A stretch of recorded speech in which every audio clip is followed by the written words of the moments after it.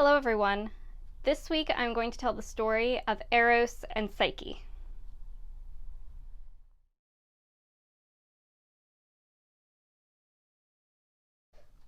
We are all familiar with Eros, better known by his Roman name Cupid.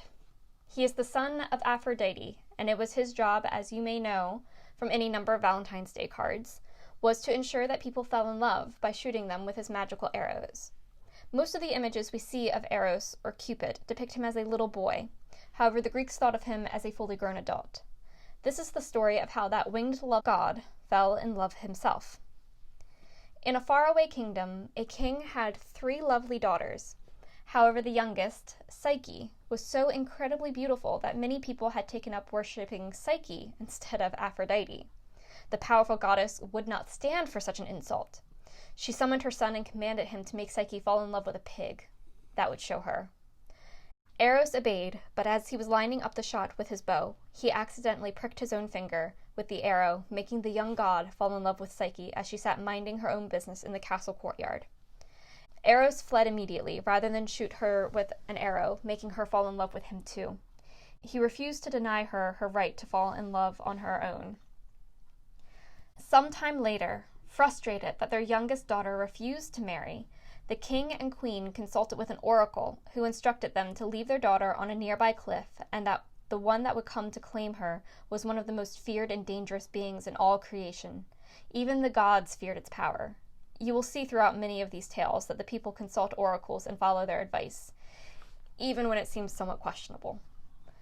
Psyche was chained and left alone on the high cliff, but it was no monster that came for her. Instead, it was Zephyrus, the west wind, who took her to a dazzling palace in the clouds, where she was waited on by invisible servants. She was not permitted to see the lord of the palace, only to speak with him in the darkness. He wanted her to love him as he loved her, but he felt that would not truly happen if she were to see him. And Psyche did come to fall in love with the unseen god. Psyche was quite happy living in the cloud palace. However, she longed to see her sisters one last time. Her mysterious god permitted. Psyche rushed to visit her sisters and to tell them all about her new life in the clouds. Her sisters immediately grew jealous. They convinced poor Psyche that she had been fooled and that she must look upon her captor, for he could not be such a kind and benevolent god as Psyche assumed. Psyche returned home to the cloud palace in turmoil and confused. That night, with her sister's words in the back of her mind, as she sat down for her evening chat with the mysterious god, she brought with her a lamp. She lit it and looked upon the face of none other than Eros. As soon as she had done so, the disappointed god flew away, and the cloud palace dissolved around her. Psyche was left alone on the cold cliff top where she had been chained. Psyche mourned her loss of Eros and the fact that she had let her sisters convince her to disobey the god. Now, while Psyche was alone on her cliff top, Eros locked himself away and nursed his broken heart. He felt betrayed by the one he loved, and for immortals those kinds of wounds take a very long time to heal. There was a sharp decline in mortals falling in love, and Aphrodite took notice, and she was not happy, especially since it was that troublesome Psyche who had broken her son's heart. An angry Aphrodite found Psyche and imprisoned her in the dungeon of a castle. The goddess dumped bags of various grains on the floor: wheat, barley, millet, poppy seeds, and others.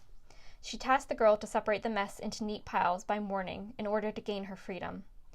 Psyche was left alone in the dark room and began sobbing, for the task seemed impossible.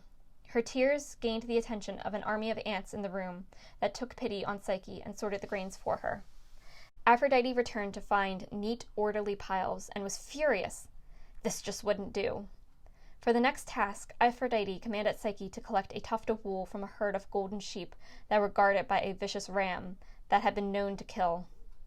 Psyche sat down and began to weep, knowing that this task was impossible too.